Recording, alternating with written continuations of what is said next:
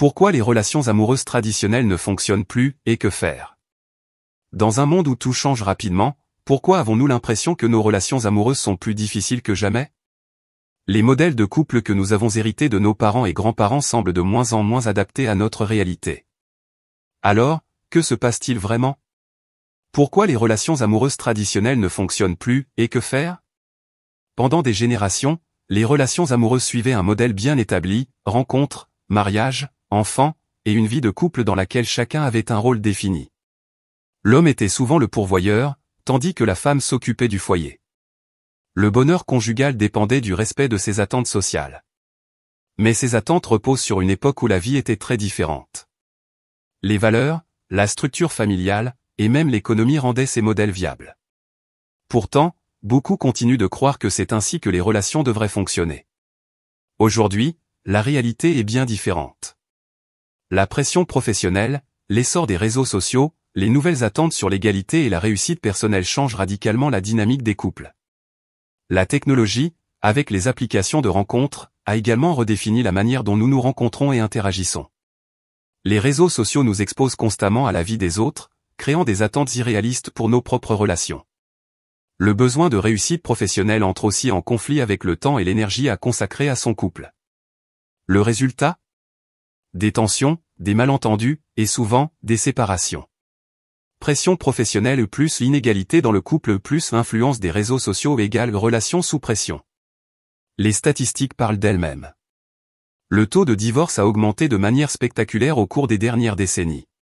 De plus en plus de personnes choisissent de ne pas se marier, ou de se marier plus tard, et de nombreux couples se retrouvent face à des attentes irréalistes qui mettent leur relation en danger. Les attentes traditionnelles au mariage, fidélité absolue, genre de rôle spécifique ne tiennent plus face à la réalité de nos vies.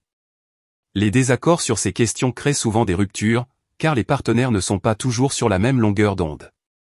Alors, que faire? La première étape est de comprendre qu'il n'y a plus une seule façon d'être en couple. L'amour est devenu pluriel. De plus en plus de couples choisissent de redéfinir leur propre modèle amoureux.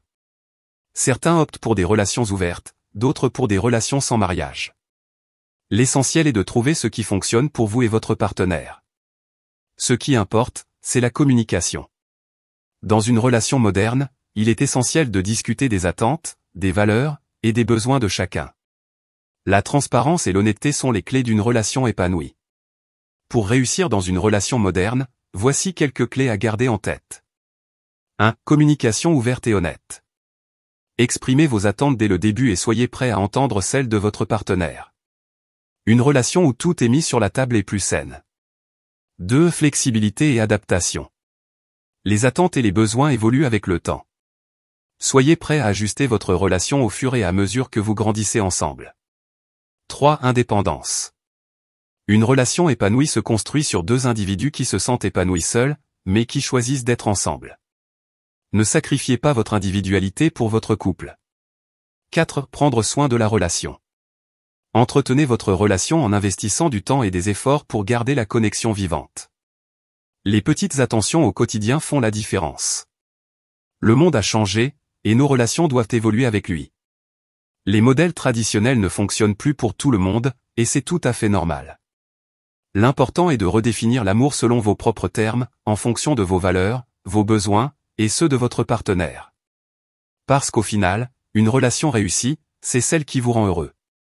Si cette vidéo vous a parlé, n'hésitez pas à vous abonner et à partager vos expériences en commentaire. Comment redéfinissez-vous l'amour dans votre vie? Redéfinir l'amour, c'est construire une relation à votre image.